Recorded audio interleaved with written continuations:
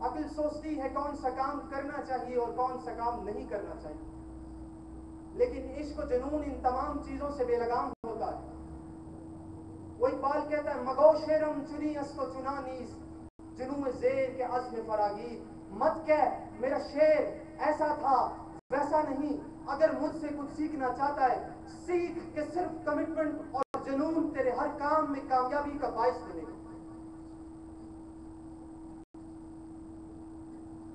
صرف کمٹمنٹ اور جنون۔ میں پریزنٹیشن کی دنیا کا چیمپئن مانا جاتا ہوں۔ میں چاہوں تو یہاں پر ایک پروسیس کے ذریعے آپ کے ذہن کو، آپ کی عقل کو مطمئن کرنے کے لیے ہزاروں پلان بنا کے بتا سکتا ہوں۔ اگر زیادہ اسٹوڈنٹ آئی سی ایم اے کے بیٹھے ہوئے ہیں تو وہ جانتے ہیں اگر میں کسی کے پاس جا کر ان سے کہوں کیسے سبجیکٹ پاس کرنا ہے انہیں کبھی سمجھ نہیں آئے گی۔ میں پورا دن کسی کو لیکچر دے سکتا ہوں کہ فلاں سبجیکٹ ٹیکس ہے، سی ایل ایس پی ہے، کیسے پاس کرنا ہے، جب تک کہ اس شخص کے پاس اپنی کمٹمنٹ اور جنون نہیں وہ کبھی سبجیکٹ پاس نہیں کر سکتا۔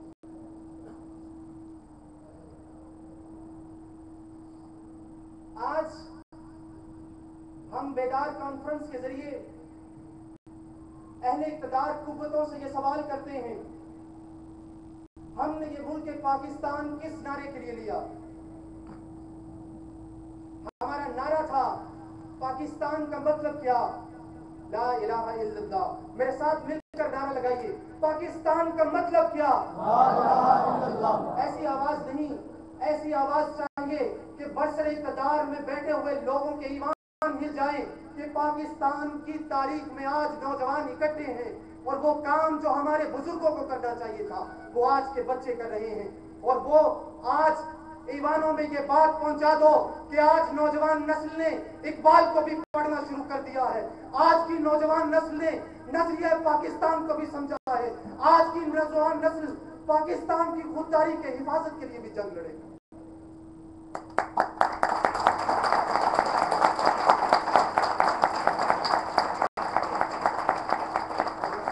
مل کر نعرہ لگائیے، پاکستان کا مطلب کیا؟ لا الہ الا اللہ۔ پاکستان کا مطلب کیا؟ لا الہ الا اللہ۔ پاکستان کا مطلب کیا؟ لا الہ الا اللہ۔ آج بیدار پاکستان کے شیروں یہ بات ثابت کر دو کہ جب تمہارا ایمان اللہ کی ذات پر ہوگا کوئی بش، کوئی نیٹو فورسز تمہارا کچھ بھی بگاڑ نہیں سکتی۔ یہ میرا ایمان ہے۔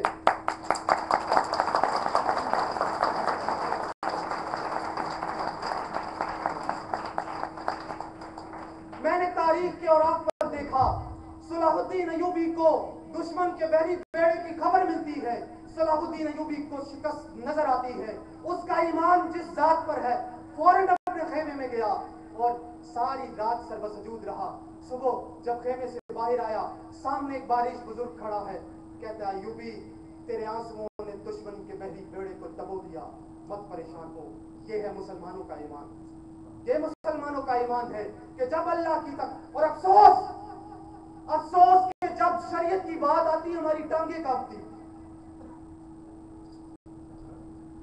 زمحکومی رگاں در تن چناسس کہ مارا شرو عین باردوش است۔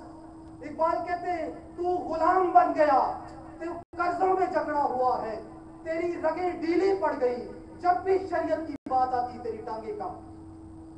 سفیر شہبازاں کم شناست، سفیر شہبازاں کم شناست کہ گوشش باطنی نے کشاف ہو کر اس کے کانوں کو مچھر کے بنبناہٹ کی عادت پڑ گئی، اسے تو شہبازوں کی آواز بھی سنائی نہیں دیتی۔ آسان الفاظ میں کافر کی موت سے بھی لرزتا ہو جس کا دل، کون کہے اسے کہ تو مسلمان کی موت۔ اقبال کہتا ہے جب میں دیکھتا ہوں کہ میں نے کلمہ پڑھا اور اس کلمے کے نتیجے میں مجھ پر کیا فرض ہوا میں کانپ جاتا ہوں۔ جومی گویم مسلمانم بلرزم کہ دانم مشکلات لا الارا، اور مجھ پر کیا فرض ہوتا ہے اقبال کہتے ہیں میں کانپ جاتا ہوں۔ جومی گویم مسلمانم بلرزم کہ دانم مشکلات لا الارا، جب میں دیکھتا ہوں کہ میں نے کلمہ پڑھا میں کانپ جاتا ہوں۔ میرا وعدہ تھا کہ میں جس شعر سے اپنی تقریر کا آغاز کروں گا اسی سے اپنا اختتام کروں گا۔ میں نے تعلیمی نظام کی بات کی۔ قدرت اللہ شہاب اپنی مشہور کتاب شہاب نامے میں لکھتے ہیں، میں جنگ کا ڈی سی او تھا، وہاں کا ڈپٹی کمشنر میرے پاس آیا، وہاں کے علاقے کا ایک بہت بڑا سیاستدان میرے پاس آیا، کہنے لگا ڈی سی او صاحب ظلم ہو گیا۔ اب کیا ظلم ہوا ہے؟ میرے علاقے میں اسکول منظور ہو گیا۔ آپ لکھتے ہیں کہ میں بڑا پریشان ہوا کہ جن قوموں میں تعلیم کا یہ حال، وہ قومیں کیسے ترقی کریں گی۔ میں نے اس کے بعد ایک پوری کیمپین چلائی، اس پورے علاقے کے سیاستدانوں کو تعلیم پر قائل کیا، کہتے اس کا کرنا یہ ہوا۔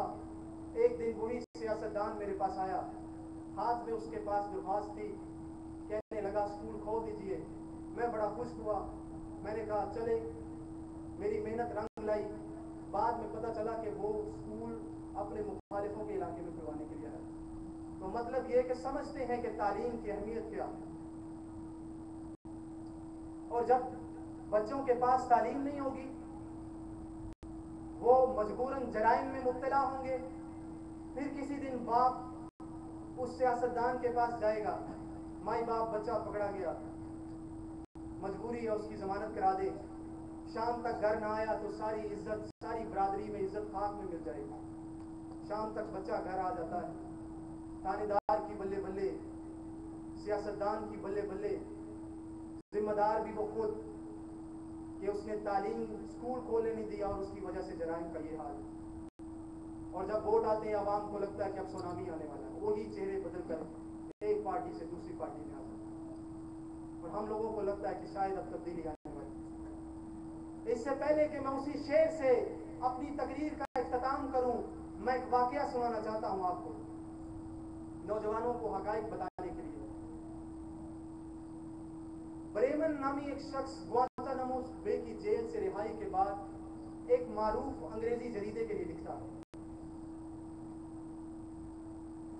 وہ کہتا ہے کہ میں ایک ترک خاندان سے تعلق تھا میرا، میں روزگار کی تلاش میں جرمنی گیا، وہاں میری شادی ایک راس العقیدہ عورت سے ہوئی جس کی وجہ سے مجھے دین سیکھنے کا شوق پیدا ہوا۔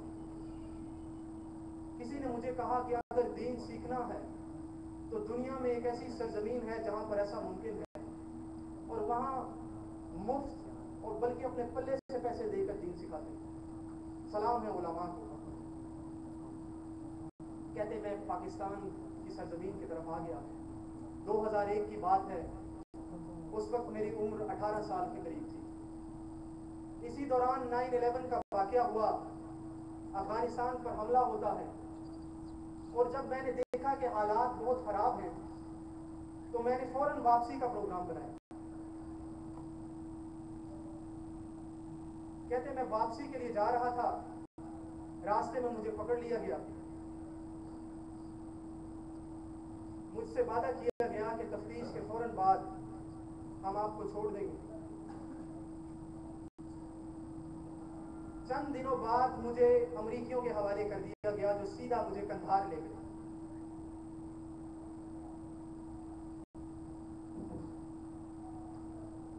2 ماہ تک مجھ پر بدترین تشدد کیا گیا۔ مجھ سے صرف ایک سوال پوچھا جاتا تھا، القاعدہ کے لیے کیا کام کرتے ہو؟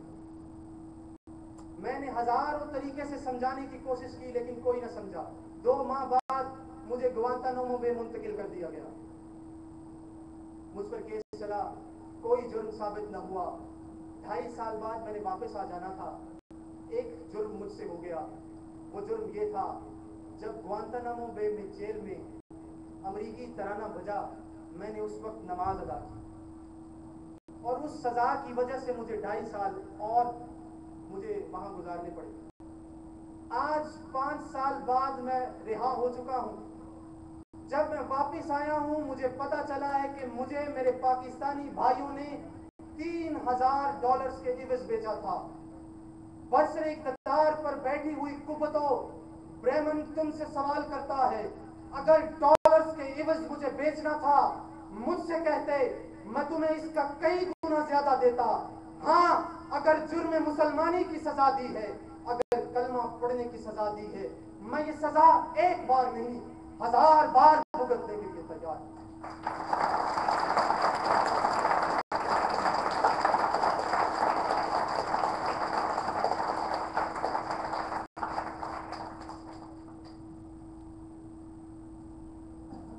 میرے دوستوں اور بزرگوں، جب آنے والی نسلیں، اب تو تاریخ رقم ہو چکی ہے، جب آنے والی نسلیں تمہارا گریبان پکڑ کر یہ سوال کریں کہ جب مسلمانوں کو گاجر مولی کی طرح کاٹا جا رہا تھا، جب ڈرون حملے تیری غیرت کو پامال کر رہے تھے، تو تو نے کیا کیا؟ یہ آنے والی نسلیں تجھ سے پوچھیں گی، تو ان سے یہ کہنا ضرور کہ میں نے بیدار پاکستان کی کانفرنس میں کلمہ حق کہنے والوں کا ساتھ دیا۔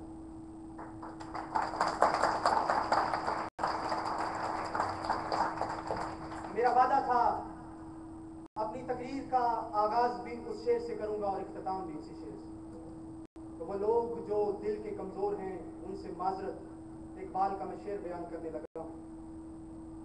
وہ قلندر لاہوری کہتا ہے، پوری ارمغان حجاز لکھ دی، خلاصے کے طور پر وہ ایک شعر لکھتا، وہ اسے صرف ایک شعر نہیں مانتا۔ قلندر میل تقریر نہ دارد، قلندر کے پاس لمبی باتیں کہنے کی عادت نہیں، وہ تو بڑی بڑی باتیں صرف 2 لفظوں میں بیان کرتا۔ بجز این نقطہ اکثیر نہ دارد، میرے پاس اس نقطے کے سوا کوئی اکثیر نہیں۔ ازاں کشت خراب حاصل نیست کہ آب از خون شبیر نہ دارد، جب کھیتی خشک ہونے لگے اسے پانی دے کر سیراب کیا جاتا ہے، اور جب اسلام کی کھیتی پر خزاں آنے لگے اسے پانی کے طور پر جس خون کی ضرورت ہوتی ہے وہ حضرت امام حسین کے نقش قدم پر چلنے والے لوگ ہوتے ہیں۔ اور امام حسین کی تقریر آخری خطبے کے لفظ کیا تھے؟ اس کے ساتھ ہی اپنی تقریر کا اختتام کرتا ہوں۔ امام حسین کے خطبے کے آخری لفظ ہیں، حل من ناصر ینصرنا، ہے کوئی ہماری مدد کرنے والا؟ اب علماء اور محققین یہاں پر لکھتے ہیں، انہیں تو پتا تھا کہ یزیدی ان کی مدد کرنے والے نہیں، پھر وہ کس سے مدد مانگ رہے ہیں؟ علماء اور محققین یہاں پر ایک نقطہ بیان کر دیتے ہیں کہ وہ ساری دنیا تک آنے والے بچوں، بوڑھوں، جوانوں اور بچیوں سے مخاطب ہو کر کہہ رہے ہیں، اگر میرے نانا کے دین کے خلاف کوئی ایسا باغی حکمران آ جائے تو ہے کوئی تم میں سے جو میرے نقش قدم پر چل کر میرے نانا کے دین کی حفاظت کرنے والا؟ انہی کلمات پر اکتفا کرتا ہوں۔ میں آپ سب کو بیدار پاکستان کانفرنس کے کامیاب انعقاد پر مبارکباد پیش کرتا ہوں۔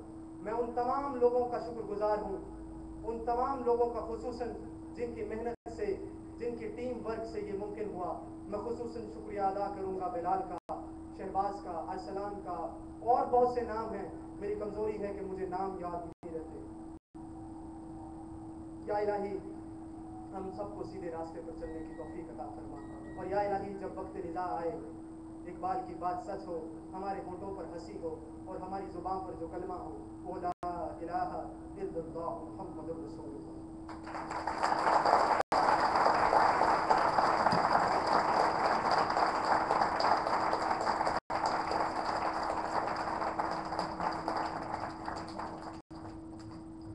محمد عباس اس مجلس کو گرما رہے تھے اور بلا شبہ انہوں نے ایسے انداز میں حقائق پیش کیے کہ ہم کسی حد تک محو حیرت ہیں۔ آپ کا درد پاکستان کے لیے، اس کو سلام پیش کروں گا۔ بس بھائی نام تو یاد رکھنے میں بھی بہت اچھا نہیں ہوں، تو میں سب سے پہلے تو مشکور ہوں سید محمود الحسن صاحب کا کہ انہوں نے اس کی آئیڈیا جنریشن کی، اور میں اس سے بھی پہلے اگر کہوں کہ مشکور ہوں میں رضوان رضی صاحب کا کہ 3 لوگ تھے، دادا پوتا شو وہ سن رہے ہیں، LCCI 98.6 جو فریکوینسی ہے اس کے 8:30 to 10 منڈے ٹو ٹیوزڈے لگنے والے پروگرام دادا پوتا شو، ریحان صاحب، ریحان خالد، سید محمود الحسن، اور کبھی کبھی سننے والا میں رضوان علی۔ ہم نے جب 3 لوگوں نے سنا تو ہم نے انوائٹ کیا دوستوں کو، اس میں پھر آئے بلال، عباس بھائی، شہباز، محسن کی اور دوست۔ اب اس شو کو ہم کنٹینیوسلی، رضی صاحب اس شو کو کنٹینیوسلی سننا شروع ہو گئے، اور ایک ہفتے بعد یہ FM ریڈیو پہ لگتا ہے، ایک ہفتے بعد ہم نے اس بارے میں ذرا سیریسلی سوچنا شروع کر دیا، ہم نے ٹیم فارمیشن بنانا شروع کر دی۔ اس سے پہلے چونکہ ہم ICMA میں 2009 میں فلڈ ریلیف کیمپین ایک بڑی سکسیسفلی چلا چکے تھے، جس میں ہم نے 1 ملین کے قریب جو ایٹیبلز ہیں اور پراپر راشن، گھر کا پورا سامان وہ لیا اور راجن پور کے سیلاب زدہ علاقوں میں بڑے اہتمام کے ساتھ ڈسٹریبیوٹ کیا تھا، اور اس میں ہمیں معاونت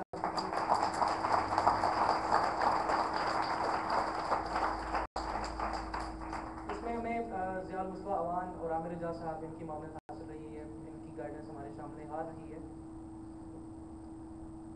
تو اس آئیڈیا کے بعد ہم نے جب یہ سوچا کہ اس کو ایک proper team formation, team form کر دینی چاہیے، ٹیم بنا دینا چاہیے، ہم نے پنجاب یونیورسٹی، گورنمنٹ کالج اور نمل کے نمل یونیورسٹی، ان کے طلباء کے ساتھ میٹنگ رکھی، جو کہ آلریڈی ولنگ بھی تھے اور دادا پوتا شو میں وہ کمنٹ کرتے تھے۔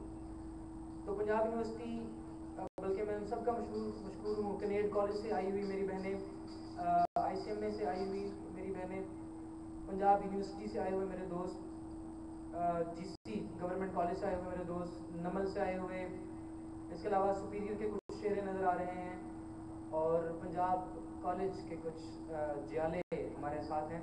تو میں ان سب کا مشکور ہوں کہ انہوں نے ٹیم فارمیشن سے اپنے قیمتی وقت سے نہ صرف وقت نکالا، فائنینشیل کنٹریبیوشنز انہوں نے کی، اور آج 23 مارچ 1940، 72 سال بعد، قرارداد پاکستان 23 مارچ 1940 کے 72 سال بعد 23 مارچ 2012 کو ایک فینٹاسٹک پروگرام منعقد کیا۔ تو اگلے سیگمنٹ کی طرف جانے سے پہلے تو میں مشکور ہوں اپنی ساری ٹیم، اگر میں نام لوں تو مجھے تو نام سب کے آتے ہیں۔ ہمارے درمیان موجود ہیں علی، عثمان، عباس، بلال، شہباز، ثاقب، رفیق بھائی، مصطفیٰ، میں جدھر بھی دیکھتا جاؤں گا مجھے نام آتے جائیں گے، اور آپ کا جو پروگرام ہے وہ طویل ہوتا جائے گا۔ ہمارے درمیان موجود ہیں جواد، ریحان، شفقت، شامی، ہماری پنجاب یونیورسٹی کے طالب علم ہیں علی، افضال، اکرم، سپیریئر کالج سے ہمارے پاس تشریف فرما ہے حسان، ہماری بہن تشریف فرما ہے ایمان، فاطمہ، عالیہ، بہت ایکٹیو پارٹیسپینٹ رہی ہیں۔ میجر صاحب کا مشکور ہوں، ارشد بھائی، the very supportive personality from Lahore branch council, وہ تشریف فرما ہے۔ مشکور ہوں میں منظور صاحب کا، محمد منظور حسین، کہ انہوں نے آ کے اس کے جلوے کو دوبالا کیا۔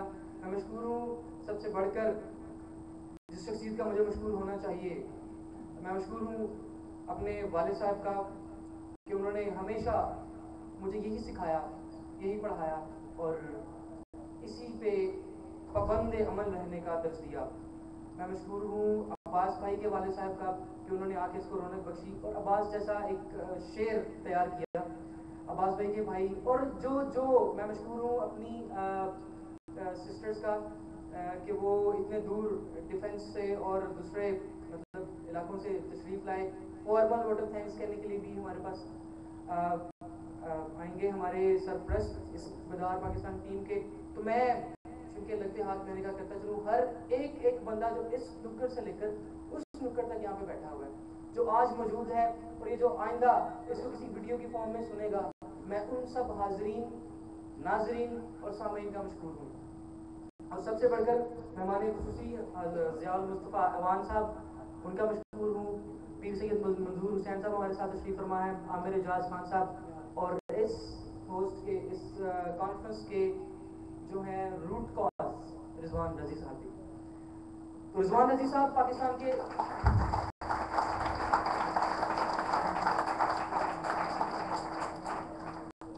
کے صحافتی حلقوں میں ایک بہت معتبر نام ہے۔ ہمارے درمیان ایک اور شخصیت موجود ہے، امجد جمالی صاحب، ICMA کے طالب علم ہیں، بلوچستان سے ہیں۔ وہ مختصراً آپ سے کچھ میسج دینا چاہ رہے ہیں، آپ سے کچھ گفت و شنید کرنا چاہ رہے ہیں۔ تو بھرپور تالیوں کی گونج میں آپ ویلکم کیجئے محمد امجد جمالی۔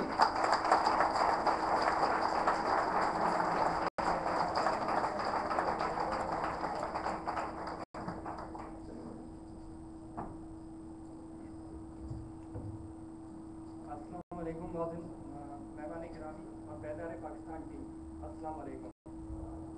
मेरा नाम अमजद है, मेरा ताल्लुक बलूचिस्तान से है, जो पाकिस्तान का 47% हिस्सा है और रकबे के लिहाज से, और पसमानदगी वहाँ पे पाकिस्तान में सबसे ज़्यादा है, गुर्बत वहाँ पे सबसे ज़्यादा है, और एहसास महरूमियत वहाँ पे सबसे ज़्यादा है। मैं यहाँ पे खाली इतना मैसेज देना चाहता हूँ कि खुदा रहा बलूचिस्तान को बचाया जाए और खुदा रहा पाकिस्तान को बचाया जाए, क्योंकि मैं नहीं समझता, मैं ये समझता हूँ कि पाकिस्तान बलूचिस्तान के सिवा कुछ भी नहीं है। अगर आपका एक हाथ काट दिया जाए तो आप कुछ भी नहीं कर सकते, और हमारे दुश्मन या हमारे अपने घर के हों या बाहर के हों, वो इस कोशिश में लगे हुए कि वो किसी ना किसी तरीके से हमारे इस मुल्क को तोड़ने की कोशिश में लगे हुए। तो मैं बस इतना आप लोगों को मैसेज देना चाहता हूँ, जितना आप लोग कर सकते हैं इस मुल्क के लिए उतनी मेहनत करनी चाहिए और इस मुल्क को बचाना चाहिए।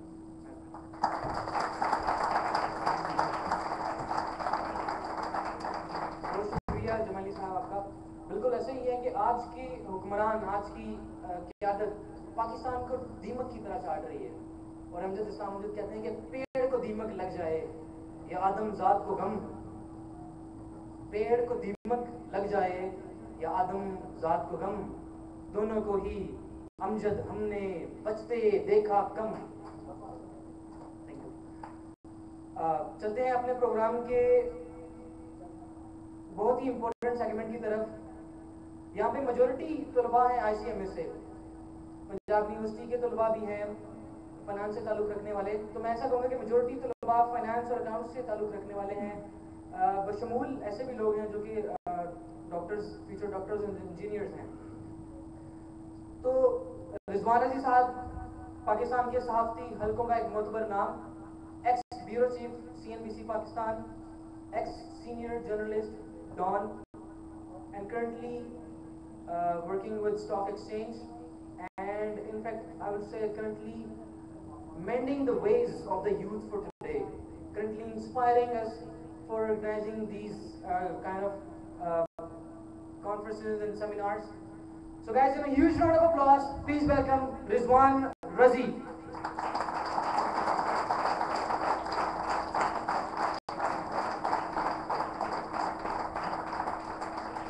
आईने जवां मर्दी हक गोई ये बेबाकी, आईने जवां मर्दी हक गोई ये बेबाकी, अल्लाह के शेरों को आती नहीं रुबाही। जनाब रिजवान रजी साहब।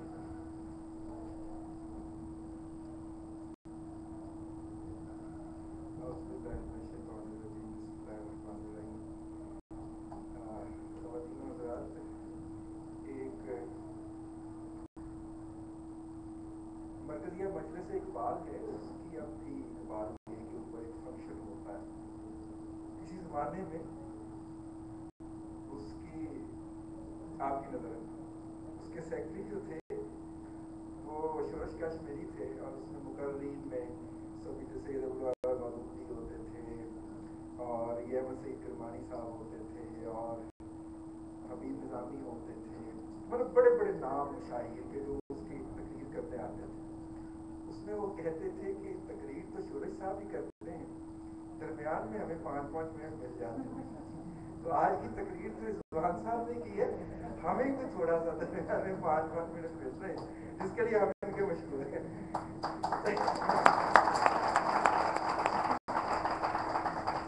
देखिए, आप में से जिसने मुझसे ये तवक्को लगा रखी है कि मैं तकरीर करूँगा, उन्हें सख्त मायूसी होगी, और जो अब तक की तकरीरें सुन के उकता गए हैं उन्हें सुख का सांस लेना चाहिए कि मेरा कतन कोई इरादा तकरीर करने का नहीं है, और मैं ना तो कोई बेस्ट एंकर हूँ या ना कुछ हूँ। मैं एक छोटी सी अपने तई, जिस तरह आपने बेदार पाकिस्तान की कोशिश शुरू की है, हमने दादा पोता शुरू के ज़रिए की है, और कोई ज़्यादा बड़ा उसमें दावा भी नहीं है किसी बात का। अगर कोई किसी तक कोई अच्छी बात पहुँच जाती है तो अच्छी बात पहुँचाना मेरे आका की सुन्नत है, और हम उस हवाले से, और मैं थोड़ी सी आज बात सिंबलाइजेशन की करना चाहता हूँ। 23 मार्च की बात भी करके, और वो जो हैं और यह मकबूल जान साहब हमारे बहुत बड़े सोर्स ऑफ इंस्पायरेशन हैं, बहुत सारी बातें हमने उनसे सीखी हैं।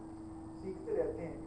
اور 30 مارچ کے موضوع کے ساتھ تو وہ انصاف کر گئے. ان کے بعد اس پہ مزید بات کرنا میرا خیال ہے سورج کو چراغ دلانے کی مترادف ہوگا. اگر آپ مجھے اجازت دیں تو میں سامعین کو دیکھ لوں, تھوڑا سا ادھر کر دیجیے, کیونکہ آپ میری بالکل آنکھوں میں روشنی ڈال رہے ہیں. آپ کی بڑی مہربانی. سامعین اکرام, بات یہ ہے کہ سمبلائزیشن جو ہوتا ہے, تقریر نہیں کر رہا, بے فکر رہی, سمبلائزیشن جو ہوتی ہے, جو تعلق کی خاطر ہوتا ہے, جو آپ اپنا ایک ناتا یا رشتہ جوڑتے ہیں کسی بھی چیز کے ساتھ, وہ آپ کے بلڈ کے اندر ایک کیمیکل چینج لے آتا ہے. یہ میں نہیں کہہ رہا, یہ ہمارے بہت سارے بزرگوں نے کہی, اشفاق احمد صاحب نے بھی اس کو لکھا. ایک شخص ایک عام سا آدمی ہوتا ہے, اور جب وہ لا الہ الا اللہ محمد رسول اللہ کہتا ہے, ایسی کیمیکل چینج آتی ہے اس کے بلڈ کے اندر, اس کی باڈی کے اندر, اس کی باڈی لینگویج بدل جاتی ہے. میں اس کی مثال آپ کو یوں دوں گا کہ نئے سینٹرل ایشین اسٹیٹ سے آباد ہوئی, تو ہمیں آزاد ہوئی, تو ہمیں تاجکستان جانے کا اتفاق ہوا. تو میں اور میرے ایک دوست ہیں ارشاد خلیقی صاحب, ہم سڑک کے کنارے بیٹھ گئے اور ہم نے گیس کرنا شروع کیا کہ اس کے کندھے نیچے ہیں, گردن جھکی ہوئی ہے, یہ مسلمان نہیں ہو سکتا. اور ہم جو سڑک پہ بیٹھے تھے وہاں پہ کوئی 70 سال کے بعد ایک مسجد کھلی تھی اور اس کے بالکل اپوزٹ چرچ تھا. اور ہم جب سمبلائزیشن کی طرف جاتے اور ہم اس کو کہتے کہ اس کی باڈی لینگویج جو ہے وہ ایک مسلمان والی, اور واقعی وہ مسجد کی طرف چلا جاتا. یہ اتنی انٹرسٹنگ اسٹڈی تھی جس کو میں آج جب یاد کرتا ہوں تو میں سرشار ہو جاتا ہوں کہ وہ جو کیمیکل ریئیکشن ہوتا ہے باڈی کے اندر, وہ بلڈ کے اندر, اس کو بیان نہیں کیا جا سکتا, اس کو فیل کیا جا سکتا ہے. اور یہ کیمیکل ریئیکشن بیسیکلی یہ کلمہ نہیں ہے, یہ بہت بڑا پلیج ہے, یہ بہت بڑا وعدہ ہے, یہ بہت بڑا پرومس ہے کسی ذات کے ساتھ کہ لا الہ, وہ جو ہے نا, اس کو اگر آپ سمجھ کے پڑھیں تو وہ کیمیکل ریئیکشن کی ذرا زیادہ ہوتا ہے. یہ کہنے کی ضرورت اس لیے بھی پیش آئی کہ یہ 23 مارچ والے دن ہمارے بزرگ اکٹھے ہوئے تھے اسی شہر لاہور میں, یہاں سے چند فرلانگ کے فاصلے پہ, اور جنہوں نے یہ پلیج کیا تھا کہ نہیں یار یہ بہت ہو گئی ہے ان کے ساتھ رہتے ہوئے, ان کے ساتھ ہمارا نباہ ممکن نہیں ہے. شاید وہ اس کا پلیج تو بہت پہلے سے کر چکے ہوں, اناؤنسمنٹ سمبولیکلی اناؤنسمنٹ کی تھی انہوں نے, اور اس کے بعد اگلے 8 سال میں 7 سال میں انہوں نے اس کو پاسبل کر دکھایا. وہ کیا تھا, اس کو دیکھنے کی ضرورت ہے. میں آپ کا بہت شکر گزار ہوں, آپ نے مجھے عزت بخشی آج یہاں پہ آنے کی. اور جب میں صبح 8 بجے 7 بجے گھر سے نکلتا ہوں, اور اتنی سخت ڈیوٹی یقین کیجیے میں نے اپنی زندگی میں کبھی نہیں کی, میں سوچ رہا ہوتا ہوں کہ میں آج آپ کو کیا پیغام دوں. اور میں جب شام کو اپنے پروگرام کو رپیٹ میں ایز اے قاری ایز اے سامع سنتا ہوں تو میں خود کام جاتا ہوں بہت دفعہ کہ بہت بڑی بڑی باتیں وہ ذات والا برکات کہلواتی ہے اور ہمیں احساس نہیں ہوتا. اور چونکہ یہ شاید میرے کیریئر کا پہلا ایسا کام ہے جو میں اس لیے شروع نہیں کیا تھا کہ مجھے کیریئر کا عروج چاہیے, تو یہ میں نے ایز اے کنٹریبیوشن اس سوسائٹی کے لیے جو معاشرے نے ہمیں دیا ہے اس کو کچھ لوٹایا جائے. امید ہے کہ آپ کا سفر بخیر گزرتا ہوگا اس کو سنتے ہوئے, اور جو آپ کی محبتیں ہیں میں ان کا قطعاً سزاوار نہیں ہوں. آخر میں صرف اتنی بات جو میں اکثر اپنے پروگرام میں بھی کہا کرتا ہوں کہ شکوائے ظلمت شب سے وہی بہتر تھا, اپنے حصے کی کوئی شمع جلاتے جاتے. اور ایک اور بھی بات ہے, آج کا یہ اچھا شو دیکھ کے مجھے تھوڑا سا احساس ہو رہا ہے, محمد علی قلعے مجھے یاد آ رہے ہیں. محمد علی جب رنگ میں اترتے تھے تو انہیں بٹر فلائی آف رنگ کہا جاتا تھا. وہ پہلے 7-8 راؤنڈز کے اندر اپنی انرجی کو جمع کر کے رکھتے تھے اور اپنے حریف کو تھکاتے تھے, اور 8ویں یا 9ویں راؤنڈ میں جا کے وہ اپنے حریف کو تھکا کے مارتے تھے. ٹھیک ہے, تو آپ سے گزارش یہ ہے کہ آج آپ نے یہ بہت بڑا شو किया है, इसके ऊपर आपकी एनर्जी भी बहुत ज़्यादा लगी होगी। तसलसल चाहिए अमल के अंदर। अगर तसलसल ना चाहिए होता तो 5 वक्त की वो अज़ान ना कहता कि दिया कर, ये ना कहता 6 वक्त की नमाज पढ़ा कर। तसलसल चाहिए।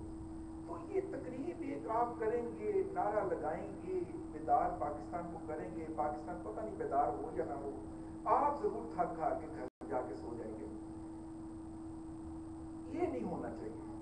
छोटा कर लें, सादा कर लें, किसी बाग के किसी किनारे पे कर लें, लेकिन हर हफ्ते कीजिए, क्योंकि तसलसल जो है वो उसका हुक्म है और मेरे आका की सुन्नत। यही बात है।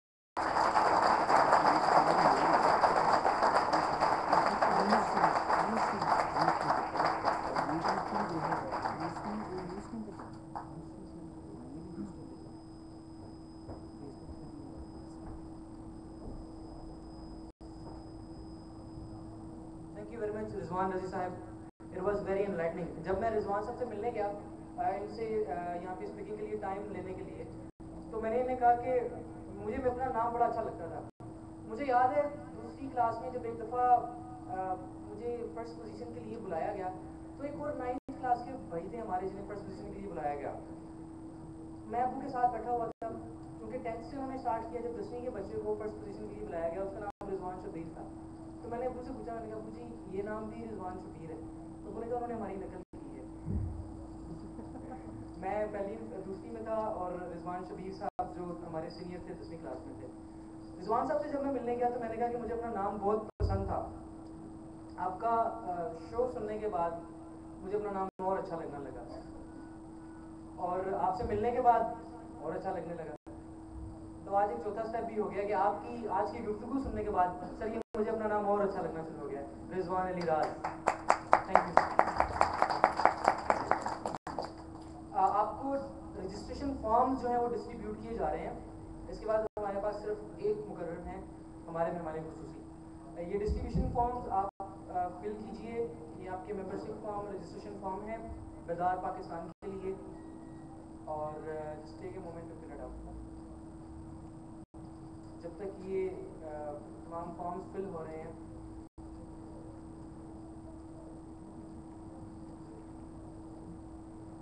हमारे दरमियान मौजूद हैं, मैं अगर एक वर्ड में कहूँगा तो मैं कहूँगा इंस्पिरेशन। ICMA में जब बंदा प्रेसिडेंट बनता है तो उसको उम्रें गुजर जाती हैं।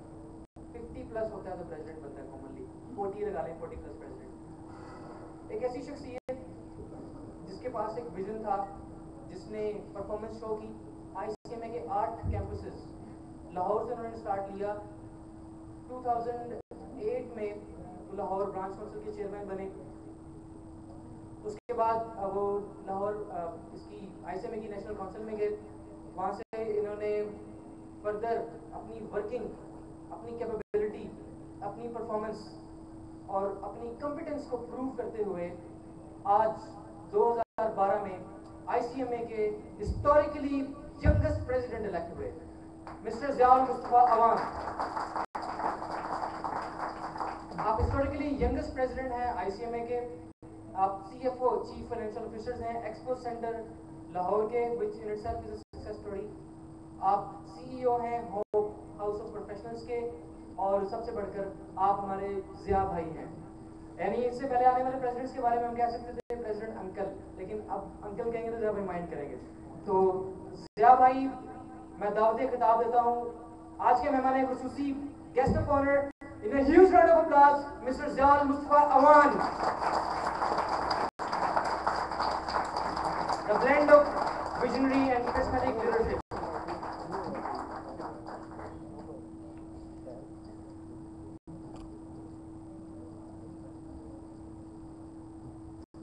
बिस्मिल्लाहिर्रहमानिर्रहीम। तमाम दोस्तों को जो ICMA और दूसरी यूनिवर्सिटीज़ कॉलेजेस से यहाँ पे तशरीफ़ लाए, और तमाम मेहमानाने गिरामी मुकर्ररीन, सबको अस्सलाम वालेकुम। सबसे पहले मैं मुबारकबाद पेश करूँगा इस बेदार पाकिस्तान की टीम को कि जिन्होंने एक इस मूवमेंट का और एक इस बेदारी की तहरीक का एक आगाज़ किया और इंस्पायरेशन इन्होंने ली 2009 की फ्लड रिलीफ मूवमेंट से, जो ICMAP लाहौर ब्रांच काउंसिल के प्लेटफॉर्म से स्टार्ट की गई। उस मूवमेंट में इन तमाम यंगस्टर्स को मौका मिला कि वो आगे आएँ और आगे आकर परफॉर्म करें और प्रैक्टिकली कुछ डिलीवर करें। तो ये इंस्पायरेशन आज इनकी इतनी बड़ी मूवमेंट की तरफ कन्वर्ट होने जा रही है और जिसमें ये एक अवेयरनेस क्रिएट कर रहे हैं कि how we can create a better Pakistan. और आज 72 साल के बाद जो हमने करारदाद पास की थी, हम कहाँ पर हैं और क्या होना चाहिए और क्या हुआ और क्या कुछ नहीं हो सका। तो इसके ऊपर मुकर्रीन ने जो इससे पहले आए उन्होंने बहुत अच्छी इसके ऊपर रोशनी डाली और आपको कौम का कॉन्सेप्ट समझाया। और जो कौम का कॉन्सेप्ट समझाया तो उसमें हमें जो एक बात समझ आई कि कौमें दो ही हैं, कि एक हिजबुल्लाह और एक हिजबुल शयातीन। ये जो कॉन्सेप्ट बताया गया, और मुसलमान पूरी दुनिया में कहीं भी हैं तो मुसलमान एक कौम है। आज हमने पाकिस्तान तो हासिल कर लिया 1947 में और पिछले 60 साल के अंदर हमने इस प्लेटफॉर्म के ऊपर और इस मुल्क के लिए जिस नज़रिए की बुनियाद पर और जिस मकसद के लिए इसको हासिल किया था, उसको हमें कुछ एवेल्युएट करना है कि हम इसमें किस हद तक कामयाब हुए। इसमें मैं सिर्फ एक गुजारिश करूंगा कि जो हमारे पहले मुकर्रीन ने कहा उससे थोड़ा सा एक चीज अखज़ कीजिए कि किसी ने अगर कामयाबी पाई है इस दुनिया में, चाहे वो मुस्लिम है या नॉन मुस्लिम, उन्होंने कुछ सिस्टम्स क्रिएट किए और उस सिस्टम्स के मुताबिक दुनिया को चलाना शुरू किया। आज आप दुनिया के अंदर जितनी भी इजादात देखते हैं, जितनी भी आसाइशें देखते हैं, जितने भी लॉज देखते हैं, इस करंट एनवायरनमेंट के मुताबिक उनके अंदर आपको क्या कंट्रीब्यूशन नजर आती है अपने मुस्लिम कंट्रीज की और क्या कंट्रीब्यूशन नजर आती है दूसरे लोगों की। आप देखेंगे कि आज की जितनी भी इजादात हैं, जितनी भी तरक्की है, क्या वो नारों से हासिल हुई? क्या वो बहुत खूबसूरत शेर पढ़ने से हासिल हुई? क्या वो खून को गरमाने से हासिल हुई? वो कैसे तरक्की हासिल हुई और दुनिया का ये ठेकेदार किस तरीके से मार्द वजूद में आया और दुनिया को चलाने वाले किस तरीके से मार्द वजूद में आए? बजाय इनके कि हम उनको बहुत ज्यादा क्रिटिसिज्म करें उनके ऊपर, हम उसको एवेल्युएट भी करें कि उन लोगों ने तरक्की कैसे हासिल की और उन लोगों ने अपनी मंजिल कैसे हासिल की। तो आप देखेंगे कि सबसे पहला अमल जो है, जहां से इंसान का आगाज होता है, जिसका दर्स हमें दिया गया था और जो हमारे दूसरे लोगों ने उसे बड़ा अच्छा अमल किया, वो है तालीम का, पढ़ने का, रिसर्च का, डेवलपमेंट का। आज दुनिया में जितनी भी तरक्की आप देख रहे हैं, कोई भी इजादात आज के दौर की देखें और किसी का नाम लें तो आपको यूरोप और अमेरिका के अलावा नाम नजर नहीं आएंगे। आज जिस स्पीकर पे मैं बात कर रहा हूँ, जो बल्ब आपके लिए जल रहा है, जो एयर कंडीशनिंग प्लांट यहाँ लगा हुआ है, जो ये कैमरे तस्वीरें बना रहे हैं, जो ये आप नेट सर्फिंग कर रहे हैं, गूगल है, माइक्रोसॉफ्ट है, तो आप देखेंगे कि इन लोगों ने अगर दुनिया की अक़वाम के अंदर, दुनिया के अंदर अपना मुकाम बनाया तो किस बेस पे बनाया? बदमाशी बाद में आती है, जब इंसान के पास कुछ होता है, जब वो किसी को कंट्रोल कर सकता है। तो सबसे बड़ा जो आपका एक आज के दिन को सेलिब्रेट करने का मकसद है, उसमें हमने एवेल्यूएशन किया। इन लोगों ने तालीम पे, रिसर्च पे, डेवलपमेंट पर काम किया और दुनिया के अंदर मुख्तलिफ किस्म के लॉज इंट्रोड्यूस कराए, दुनिया को मुख्तलिफ किस्म के हिस्सों में डिवाइड कर दिया, दुनिया के अंदर कॉन्सेप्ट दिया कंट्री बनाने का, दुनिया के अंदर कॉन्सेप्ट दिया बाउंड्रीज का, दुनिया के अंदर कॉन्सेप्ट दिया वीजास का, इमिग्रेशन का, लॉज का और सिस्टम्स ऑफ गवर्नमेंट का, कि गवर्नमेंट किस तरह बनेगी, हाउस ऑफ पार्लियामेंट क्या होगा, हाउस ऑफ कॉमन क्या होगा, हाउस ऑफ लॉर्ड्स क्या होगा। हमने अनफॉर्चुनेटली 1000 साल इस खित्ते में मुसलमानों ने हुकूमत की, लेकिन हम कोई सिस्टम ऑफ गवर्नमेंट जो है वो एस्टेब्लिश नहीं कर सकते।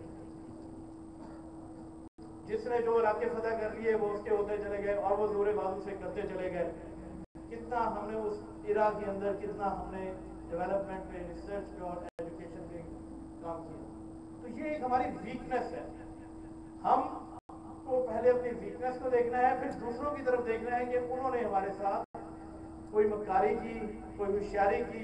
अगर हम यही देखते रहेंगे कि वो लोग ये करते रहे हमारे साथ और हम पीछे रह गए, तो ये वजह नहीं।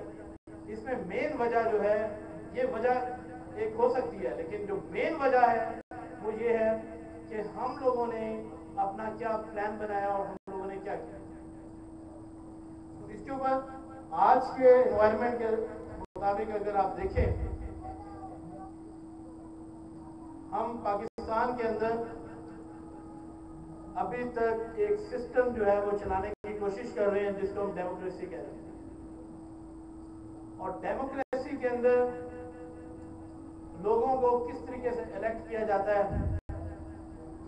उसको हमें देखना होगा। जब हम एक वोट कास्ट करने जाते हैं और एक अपना नुमाइंदा चूज करने जाते हैं, तो हम देखते हैं कि किन लोगों ने अपने आप को ऑफर किया, और उन लोगों ने जब अपने आप को ऑफर किया तो उन्होंने क्या प्लान दिया है for the development of Pakistan. तो आप देखेंगे कि अनफॉर्चुनेटली अभी तक के जितने भी आपके इलेक्शन हुए उसमें आप लोगों को ये कहते हुए नहीं सुनेंगे कि इसका प्लान बहुत अच्छा है, इसका इकोनॉमिक डेवलपमेंट का प्लान बहुत अच्छा है, इसका एजुकेशन का प्लान बहुत अच्छा है, इसका रिसर्च एंड डेवलपमेंट का प्लान बहुत अच्छा है, इसने पूरी restructuring of the Pakistan secretariat सोची हुई है, इसे पूरे मुल्क की रिस्ट्रक्चरिंग के लिए प्लान बनाया है। इसी के पास आपको इन डेप्थ प्लान नहीं मिलेगा, नारे मिलेंगे, और वो जो नारे होंगे वो कुछ खास बुनियादों में होंगे। वो बुनियादें क्या होंगी? जिससे हम तकसीम दर तकसीम हो रहे हैं। वो बुनियाद होगी मसलक की, वो बुनियाद होगी लिंग्विस्टिक बेसिस की। कोई जुबान की बेस पे वोट मांगेगा, कोई बरादरी की बेस पे वोट मांगेगा, कोई मसलक की बेस पे वोट मांगेगा, और हम इस तरीके से वोट उनको देते जाएंगे। और यही होता है, यही हो रहा है। तो सिस्टम या प्लान की बात कोई आपके साथ कोई बड़ी जमात अभी तक नहीं ला सकी। उसकी वजह क्या है?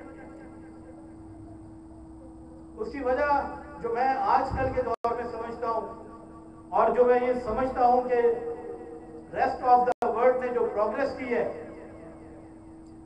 उस प्रोग्रेस की वजह यह है कि वहां के अंदर प्रोफेशनलिज्म आया है, टेक्निकल एक्सपर्ट्स आए हैं, और हर फील्ड के एक्सपर्ट को उन्होंने लिया है और अपने प्लान डेवलप किए।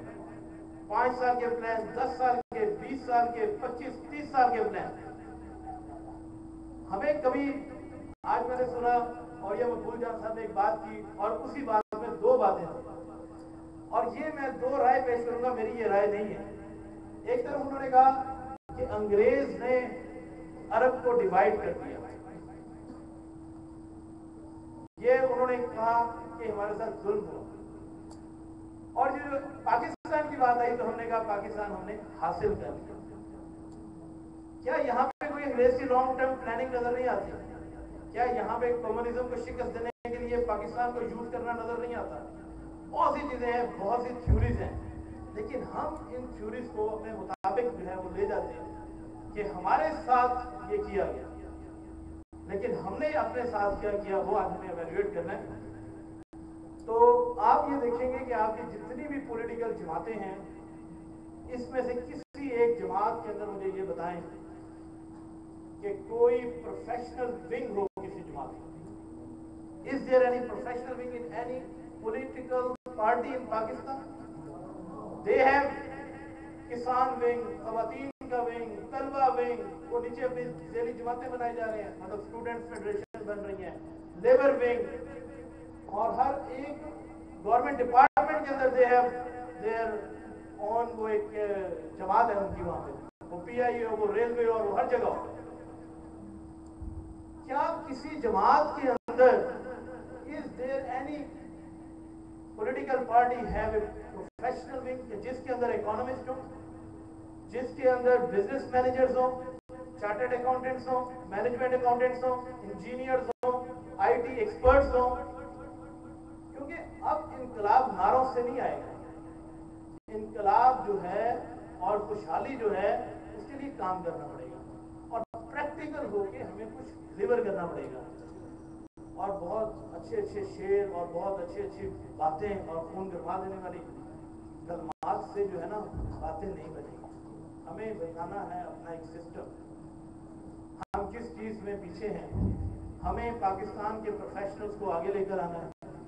ہمیں پاکستان کے اندر جن لوگوں کا, جن چیزوں کی میں نے بات کی کہ پاکستان کے اندر صرف آپ ایک کام, ایک چیز ٹھیک کر دیں تو پاکستان کے بہت سے مسائل ختم ہو جائیں گے, اور وہ پاکستان کی معیشت. معیشت کے لیے ہمیں ایک پلان لے کر آنا ہے.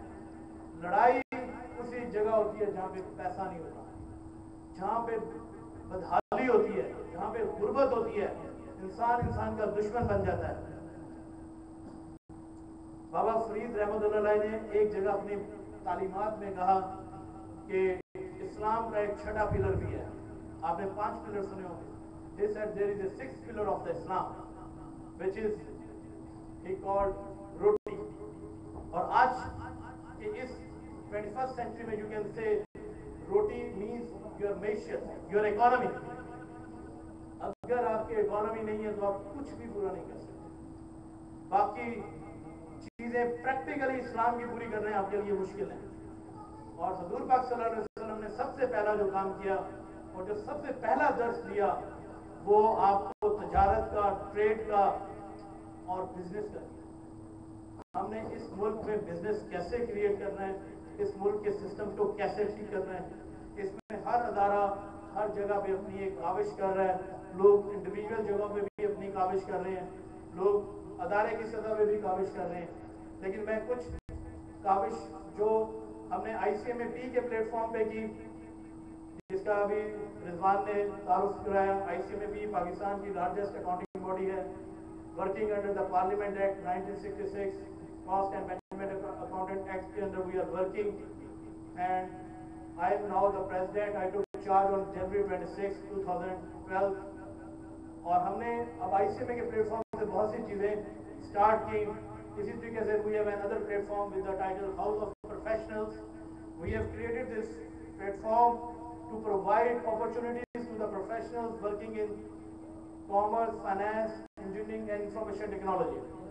کیونکہ آپ کو ہاؤس آف لارڈ اور ہاؤس آف کامن میں جانے میں شاید مدتیں لگیں.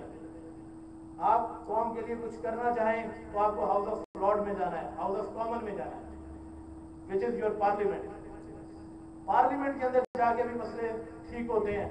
اور ایک چیز ہے کہ آپ اپنی اذان بلند کریں, اپنی تجاویز دیں, لیکن دوسری طرف آپ اپنے تک جو بھی کر سکتے ہیں وہ سٹارٹ کریں اور پریکٹیکلی سٹارٹ کریں. ان سیمینارز اور کانفرنسز کا مقصد یہ ہے کہ یہ رائے ہوا بنائی جائے اور یہ موومنٹ کریٹ کی جائے اور پریکٹیکل سٹیپس کی طرف موو کیا جائے. تو ہم نے اس میں ایک پلیٹ فارم, آئی سی ایم اے پی کے پلیٹ فارم سے بھی ہم انڈسٹریل کچھ سولوشن لے کر آ رہے ہیں فار دا انڈسٹری. और फिर हमने जो हाउस ऑफ प्रोफेशनल का प्लेटफॉर्म वी हैव क्रिएटेड, उसमें भी हमने कुछ चीज़ें, एक प्लान तरतीब दी है कि हमें करना क्या है। वो प्लान थोड़ा सा मैं आपसे शेयर करता हूँ, क्योंकि कुछ इत्तेफाक हुआ, मुझे पाकिस्तान के पब्लिक सेक्टर में भी काम करने का, प्राइवेट सेक्टर में भी मैंने सर्व किया, और दोनों सेक्टर्स को सर्व करने के बाद अब समझ आना शुरू हो गया कि पाकिस्तान में काम क्यों नहीं होते। हाईएस्ट लेवल तक जाने का, प्रोजेक्ट्स करने का इत्तेफाक हुआ। मेरानी डैम का प्रोजेक्ट किया, मंगला डैम रेजिंग का प्रोजेक्ट किया, फिर देन एक्सपो सेंटर लाहौर जौहर टाउन में जो है प्रोजेक्ट किया, and got award from the prime minister of Pakistan on the completion of this project. कि हमने जो आपने अगर कभी विजिट किया एक बड़ा स्टेट ऑफ द आर्ट चीज़ लाहौर में वी हैव डिलीवर्ड। इस सारी प्रोजेक्ट्स करने के अंदर और सिस्टम को समझने के अंदर कुछ बातें समझ में आई कि पाकिस्तान की हुकूमत काम क्यों नहीं कर सकती। द फर्स्ट थिंग कि हमारे पास सिस्टम ऑब्सोलीट हो गया, और सबसे पहला सिस्टम जो है वो that is the system of your education. और एजुकेशन के अंदर भी जो आपका ब्यूरोक्रेसी का सिस्टम है वो ऑब्सोलीट हो चुका है, जिसको आप CSS और वो PMS वगैरह कहते हैं। आपका थोड़ी सी जो बातें मैं शेयर कर रहा हूँ क्योंकि आप बहुत यंग लोग हैं, और मेरा ख्याल है कि अगर किसी का इत्तेफाक नहीं हुआ कभी इस तरह का काम करने का, तो थोड़ा सा आपको बात शेयर कर लेता हूँ कि क्या वजह है कि गवर्नमेंट फंक्शन क्यों नहीं कर पाती। गवर्नमेंट के अंदर जो गवर्नमेंट की मशीनरी को रन करते हैं वो होती हैं सेक्रेटरीज। उनके ऊपर आपकी पार्लियामेंट होती है, जिनके नुमाइंदे आते हैं, उनमें से कैबिनेट बनती है, कैबिनेट के वुज़रा होते हैं, और वुज़रा के नीचे जो मशीनरी होती है वो जो प्रैक्टिकली आदमी होता है वो सेक्रेटरी। और सेक्रेटरी जो होता है वो आपके मुख्तलिफ तरीके से जो FCPS और जो कौन से एग्जाम होते हैं CSS के, वो एग्जाम करने के बाद वो लोग आते हैं। CSS के एग्जाम की क्वालिफिकेशन क्या है, क्राइटेरिया क्या है, मैं बहुत बेसिक चीज़ों पे जाऊँगा क्योंकि हमें ना बुलंद बांध दावे नहीं करने, हमें रूट कॉज को समझना है कि हमारा मुल्क चल क्यों नहीं रहा। CSS करने के लिए क्या आपकी क्वालिफिकेशन जरूरी है? ग्रेजुएशन किसी भी डिसिप्लिन, उसके बाद आप CSS करेंगे, और CSS करने के बाद आप किसी भी एक स्पेशल ग्रुप में चले जाएंगे। एक को district management group DMG group कहते हैं, किसी को वो CNT commerce and trade group है, कोई टैक्स का ग्रुप है, इस तरीके से, और उसकी एक छोटी सी ट्रेनिंग आपकी होती है। फिर आपको पोस्ट कर दिया जाएगा और आप गवर्नमेंट चलाना शुरू करेंगे। वो ग्रेड 16, 17 से शुरू हो जाएंगे और 22वें ग्रेड तक आप चले जाते हैं, फिर सेक्रेटरी लेवल पे जो लोग बैठे हैं। मेरा सिर्फ कंसर्न एक छोटा सा ये है कि पूरी दुनिया के अंदर टेक्निकल क्वालिफिकेशन आ चुकी है और हर काम का एक्सपर्ट आ चुका है। उसकी सिर्फ एग्जांपल ये दूंगा कि मेडिकल के अंदर जब आपकी आंख खराब होती है तो आप दिल के डॉक्टर के पास जाते हैं? नहीं जाते। जब आपके दिल का मसला होता है तो आप ऑर्थोपेडिक के पास जाते हैं? नहीं जाते। इसी तरह इकोनॉमी के लिए इकोनॉमी के एक्सपर्ट्स होने चाहिए। इकोनॉमी के एक्सपर्ट्स कौन है? जिन्होंने इकोनॉमी की एजुकेशन हासिल की है। इकोनॉमी की एजुकेशन क्या है? 4 मेजर डिसिप्लिन है किसी भी जगह पे। कॉमर्स जो कि आपकी मार्केटिंग और बिजनेस डेवलपमेंट कवर करता है। फाइनेंस जो आपकी प्लानिंग और फाइनेंशियल मैनेजमेंट कवर करता है। किसी एक छोटी शॉप पे लगा लें, किसी एक बड़ी फैक्ट्री पे लगा लें, या मुल्की लेवल पे लगा लें, यही चीजें आपको नजर आएंगी। फिर engineering which is the operational side of your organization, जो कि प्रोडक्शन और जो ऑपरेशनल साइड को देखता है। वो डाइंग मास्टर भी हो सकता है, वीविंग का भी हो सकता है, मैकेनिकल इंजीनियर, इलेक्ट्रिकल इंजीनियर भी हो सकता है, और एक डॉक्टर भी हो सकता है हॉस्पिटल के पॉइंट ऑफ व्यू। फिर देन IT, और इस सारी चीज को आपको करने के लिए एक टूल चाहिए और उसमें आपको IT के एक्सपर्ट्स चाहिए। अब ये 4 किस्म की एजुकेशन आपकी जो है वो होगी तो आपकी इकोनॉमिक ग्रोथ बढ़ेगी। अब जिन साहब ने CSS किया और वो साहब जब आ जाते हैं और उसमें अभी तक जितनी लॉट जो पिछली चल रही है हमने उसको अपग्रेड नहीं किया, हम स्पेशलाइज्ड एजुकेशन नहीं ला सके, हम बिजनेस ऑफ कंट्री जो है उसको हम टेक्निकल समझ ही नहीं सके। जो डिस्ट्रिक्ट मैनेजमेंट ग्रुप का बंदा है वो ही आपकी इंडस्ट्री का सेक्रेटरी होगा, वो फिर कभी जंगलात में होगा, कभी मादनियात में होगा, कभी मुवासलात में होगा, कभी कॉमर्स में होगा, कभी फाइनेंस में होगा, और ये सेक्रेटरी आपकी इसी तरह मूव करती है। अब इनकी एक्सपर्टीज पे मैं ये नहीं कह रहा, लेकिन मैं ये कह रहा हूँ कि दुनिया जो है वो टेक्निकल एक्सपर्टीज की तरफ चली जाती है। अमेरिकन क्वालिफिकेशन देख लें, CPA certified public accountant, CIA certified internal audit, CMA certified management accountant, हर एक एरिया के ऊपर एक एक्सपर्ट है।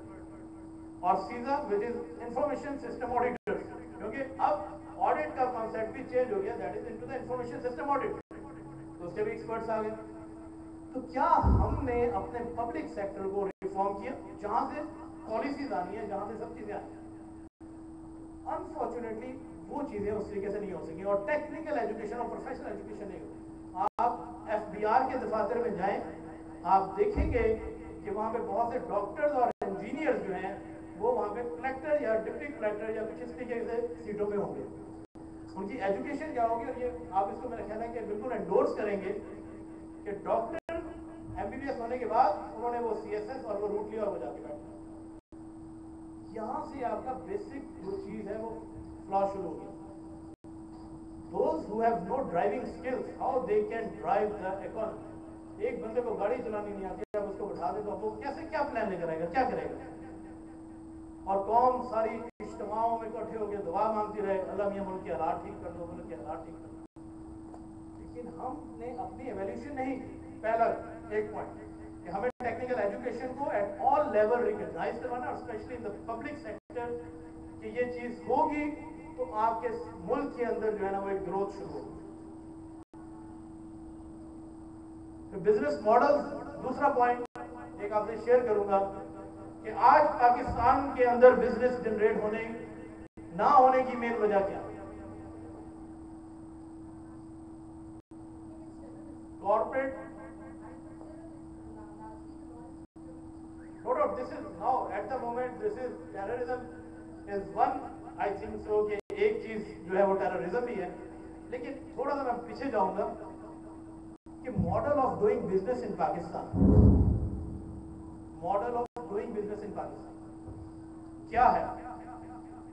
एक है गवर्नमेंट इंस्टीट्यूट बनाती है गवर्नमेंट बिजनेस में, दूसरा है आपका प्राइवेट सेक्टर जो है वो आगे इन्वेस्ट करता है और वो बिजनेस बनाता है, तीसरा है कि फॉरेन इन्वेस्टमेंट आती है और कंपनीज आती है तो वो कंपनीज क्रिएट करती है और बिजनेस करता है। यही एक मॉडल है या मोड ऑफ एक इन्वेस्टमेंट है जो पाकिस्तान के अंदर है। अब आगे मॉडल क्या क्रिएट हो रहा है? जो गवर्नमेंट बनाती है, अभी तक गवर्नमेंट के मेरा ख्याल है कि मोर देन 70% जो है वो they are working in like a departments, they have no autonomy at all, neither administrative not financial. Government के डिपार्टमेंट्स में एक पंखा खरीदने की भी मजाज नहीं होती। किसी भी आप जगह पे जाए ना, आप देखते हैं कि गवर्नमेंट के दफ्तर के हालात क्या है। Actually the modern form of doing business is companies. आप कंपनी क्रिएट करें, chief executive, chief financial officer, chief marketing, chief administrator, chief information technologist, this is the modern way of doing business and delegate powers to that management. वो आप delegate करें and then ask for the result. और उसमें क्या होगा? Reporting mechanism होगा। Railway का अभी तक आपका निजाम जो है एक डिपार्टमेंट के तौर पर, वापडा स्टील अथॉरिटी, पेप्को क्रिएट की गई एक कंपनी, अभी तक कंपनीज को वो ना पावर्स दी गई और ना वो सब चीजें डेलीगेट की गई। वापडा भी पैरेलल रन कर रहा है और पेप्को भी पैरेलल रन कर रहा है। तो modern form of doing business is companies. आप कंपनी क्रिएट करें और रिपोर्टिंग मैकेनिज्म सामने लेकर आए और उनको सिस्टम्स दें। आपके इदारों का फेलियर जो हो रहा है वो इसी वजह से हो रहा है। अब क्या ये नो हाउ कोई मौलाना बताएंगे आगे, या कोई ब्यूरोक्रेट बताएंगे, या कोई लिंग्विस्टिक जमात आगे बताएगी? ये प्रोफेशनल विंग्स चाहिए इन जमातों के अंदर, और उनके अंदर आप जैसे जिन लोगों को इकोनॉमी के अंदर काम करने का एक्सपीरियंस हो वो लोग चाहिए। कि ठीक है आप अपने सियासी समझ बूझ रखें, लेकिन how to run the affairs of the country को कैसे नहीं वो देते। अब गवर्नमेंट का तो ये मसला है, अब प्राइवेट का मसला सुने आप। आपके पास में कितनी कंपनियां काम करें, कितने खानदान हैं, कितने पब्लिक लिमिटेड कंपनीज हैं? अब मुवाजना करें गोरे की पब्लिक लिमिटेड कंपनी का और अपनी पब्लिक लिमिटेड कंपनी का। गोरे के पास नेस्ले है, यूनिलीवर है, कोक है, और वो पूरी दुनिया में इन मल्टीनेशनल कंपनीज के थ्रू पूरी दुनिया की इकोनॉमी को कंट्रोल किए हुए। हमारी public limited company with in the family, और वो भी फॉर स्पेशल पर्पस कि हम पब्लिक लिमिटेड कंपनी क्यों करते हैं। कितनी पब्लिक लिमिटेड कंपनी का कॉन्सेप्ट समझे पब्लिक लिमिटेड कंपनी का कि आज आप यहाँ पे 5,000 लोग बैठे हो और हम सब कहें कि यार हमने 100,000 विच इज 1 लाख रुपया कंट्रीब्यूट करना है। 5,000 को 100,000 से मल्टीप्लाई करें, आप कहां पे जाते हैं? About $500 million, 500 million which is एक आधा अरब। 1 लाख रुपए की कंट्रीब्यूशन से, जो कि बहुत बड़ी कंट्रीब्यूशन नहीं है, हम लोग और उसको 2 लाख कर लेते हैं, तो हम लोग 1 अरब रुपए की कंपनी अभी क्रिएट कर सकते हैं और बिजनेस जनरेट कर सकते हैं। और बिजनेस जब जनरेट करेंगे वो मल्टीप्लाई होगा, जॉब अपॉर्चुनिटीज क्रिएट होंगी, प्रोडक्शन बढ़ेगी, मुल्क में ज़र मुबादला आएगा और खुशहाली आएगी। हम आपस की लड़ाई भूल जाएंगे, हम जुबान पे लड़ना, हम मसलक पे लड़ना, हम एक दूसरे को काफिर कहना और मुख्तलिफ चीजें करना भूल जाएंगे। हम अपने मुल्क की तरक्की में लग जाएंगे और उस तरक्की को हासिल करने के बाद हम फिर इस्लामिक वर्ल्ड ऑर्डर लेकर आएंगे। इस कंडीशन में इस्लामिक वर्ल्ड ऑर्डर आप नहीं देखेंगे जब आपको इतना डिवाइड कर दिया। तो ये एक पब्लिक लिमिटेड का कॉन्सेप्ट है। हमारे यहाँ क्या हुआ, एक साहब ने कंपनी बनाई, उनके 2 बेटे, लाइक जब वो बड़े हुए तो कंपनी डिवाइड हो गई, हॉरिजॉन्टल एक्सपेंशन में चली गई। कंपनी डिवाइड हो गई, there is a horizontal expansion. Vertically हमारी कंपनीज ग्रो नहीं कर रही। वर्टिकल एक्सपेंशन समझते हैं ना, कितनी ऊपर चले गए। हम डिवाइड हो जाते हैं। जैसे एक स्टोर है, जब 2 भाई हुए, स्टोर एक ने माल रोड वाली ब्रांच ली, एक ने कहा मैं गुलबर्ग में बना, उधर चले। हमने कितने बड़े स्टोर्स क्रिएट किए। मैक्रो का बिजनेस क्या है? सिंपल सप्लाई चेन सिस्टम है पूरी दुनिया में। कुछ प्रोड्यूस नहीं कर रहे, there is only supply chain management, चीज भी बेस्ड। एक शेड क्रिएट किया और बिजनेस स्टार्ट किया। हम मैक्रो जैसा बिजनेस भी नहीं कर सकते। ये क्योंकि हमारे पास प्रोफेशनल लोग हो, हमने उन लोगों को आगे कर दिया बिजनेस देने के लिए जिनके पास एजुकेशन किसी और चीज की थी और उन्होंने बिजनेस जनरेट नहीं किया। ज्यादा ये समझा जाता है कि लॉ वाला जो बंदा है उसको सियासत में आना चाहिए। आप अक्सर देखेंगे LLB वोट आना चाहिए, कानून बनाना भी एक अमल है, लेकिन सबसे बड़ा इस वक्त सब चीजों को जो सबसे हावी चीज जो हो गई है वो आपकी मईशियत हो गई है। और मईशियत ने सब चीजों को जो है ना सबके ऊपर गलबा पा लिया। अगर मईशियत ठीक नहीं है तो कुछ भी ठीक नहीं। और मैंने आपको कहा this is according to the preaching of our different kind of जो हमारे लोग हैं, उन्होंने कहा this is the 6th pillar. अब एक ये मॉडल आपका प्राइवेट में मॉडल नहीं चल रहा, अब जॉब क्यों नहीं मिल रही? क्या मसला है? लोकल लोगों के पास पैसा नहीं है, मिल के हम काम नहीं कर सकते, हम छोटी छोटी दुकानें खोल सकते हैं। और हमने छोटी छोटी शॉप्स खोली हुई है, छोटी छोटी कंपनियां बनाई हुई हैं, हमने दुनिया को कंट्रोल नहीं किया। ये एक बहुत बड़ा फ्लॉ है आपके सिस्टम के अंदर। आपके लॉस, तीसरा पॉइंट ऐसे डिस्कस करूंगा, आपके लॉस और स्पेशली बिजनेस लॉस, क्योंकि we are talking about the economy. और अगर इकोनॉमी ठीक हो जाएगी तो पाकिस्तान अल्लाह ने चाहा तो जरूर ठीक हो जाएगी। बिजनेस लॉस आपने क्या बनाए कि जिसके अंदर कॉम्प्लिकेशन हो, वो मुल्क जिसके अंदर कॉर्पोरेट सेक्टर ग्रो ही नहीं कर सका, 80% काम इंडिविजुअल्स के हाथ में। आपकी बड़ी बड़ी मार्केट देख लें, वो शहार में देख लें, इंपोर्ट एक्सपोर्ट का काम देख लें, बड़े बड़े लोग जो हैं वो सोल प्रोप्राइटरशिप के ऊपर काम कर रहे हैं, छोटी छोटी जो प्राइवेट लिमिटेड कंपनीज बनाई हुई हैं। उनको आपने एक ऐसा बिजनेस लॉ दे दिया कि जिसकी पहली बात है उनको जुबान की समझ नहीं, वो इंग्लिश में, वो डरते हैं अपने आप को रजिस्टर्ड कराते हो وہ ڈرتے ہیں مختلف قسم کے ریٹرنز بھرتے ہوئے, وہ ڈرتے ہیں مختلف قسم کے محکموں سے, اور وہ سب چیزیں آپ کے سامنے نہیں آتی. تو ہمیں جو سٹیپ لینا ہے وہ یہ لینا ہے کہ ہم نے اپنے بزنس لاز کو بہت فرینڈلی بنانا ہے, اور اس کا باٹم لائن کیا ہے. مطلب میں صرف ٹیکس لا کی اگر بات کروں تو ٹیکس لا کی باٹم لائن کیا ہے, اس کا مقصد کیا ہے. کوئی صاحب ٹیکس لا کا مقصد کیا ہے؟ To collect the revenue for the country, to run the affairs of the country, یہی مقصد ہے نا جی. اس کا مقصد یہ تو نہیں ہے کہ 7 تاریخ کو بھی بھرو, 15 کو بھی بھرو, 30 کو بھی بھرو, کوارٹر کی بھی ریٹرن بھرو اور سال کی بھی بھرو. آپ لوگوں کو کس کام میں لگایا ہوا ہے؟ کیا ہم اس کو سمپلیفائی کر سکتے ہیں؟ کیا دنیا میں سمپلیفائڈ ٹیکس لاز ہیں؟ کچھ بھی نہیں کرنا. دنیا میں دبئی ایسے نہیں بن گیا. سمپلیفائڈ سسٹمز لے کے آنے ہیں.